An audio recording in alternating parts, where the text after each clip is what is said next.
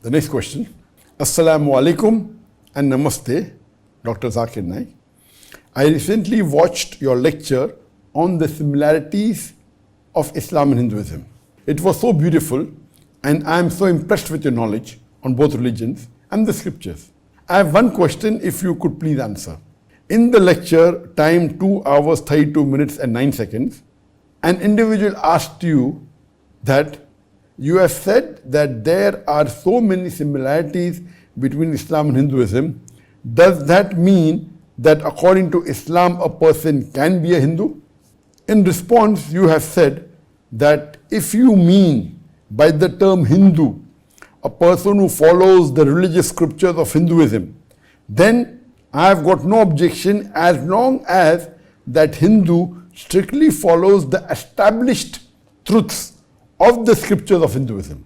Established truths means those truths mentioned in the Hindu scripture which have been confirmed by the last and final revelation of God, that is the glorious Quran. And I am referring to Vedas and the Quran which are mentioned in my lectures. Both of them, they believe that there is one God. They believe in the messengers.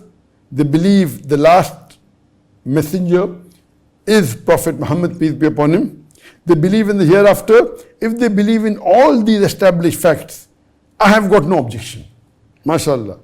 The revert has repeated my answer in detail, MashaAllah. If this is exactly what a Hindu believes, then what makes them different from a Muslim? Is the word religion just a term at this point? Can a Muslim and Hindu get married? If not, then why not? I would really appreciate your answer on this. Thank you. In the ending, the question I posed that if she follows the truths, or if that Hindu follows the truth in the Hindu scripture which is established by the Quran and the Sahih Hadith, meaning, if you follow those Hindu scriptures which are established by the teachings of Quran and Sahih Hadith, then what is the difference? Correct, you are right. If the person follows the established teachings in the Hindu scriptures, which is mentioned in the Quran and Sahih Hadith, then he becomes a Muslim. He has to become a Muslim. He has to believe there is one God. He has to believe Prophet Muhammad is the last and final messenger of God. And this is mentioned in the Hindu scriptures. And I have proven in my lecture that even the Hindus believe in one true God, who has no image, etc. And they believe also that in the last and final messenger, Prophet Muhammad, peace be upon him. And these two are the most important criteria for anyone to accept Islam. So my answer was very clear cut, that if they are really a true practicing Muslim, based on the teachings of the Hindu scriptures which match with the Quran, then they are Muslims.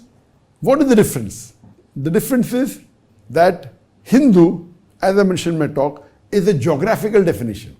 Those people living in the land of the Indus Valley civilization, or those people living in India, they are called as Hindu. It's a geographical definition. It is not a religious definition. The right word should be Vedantist. According to Swami Vivekananda, a person who follows the Vedas should be called a Vedantist and not a Hindu. A Hindu is a misnomer. So in that context, I am from India, and I have to live in India. I am a Hindu by geographical definition.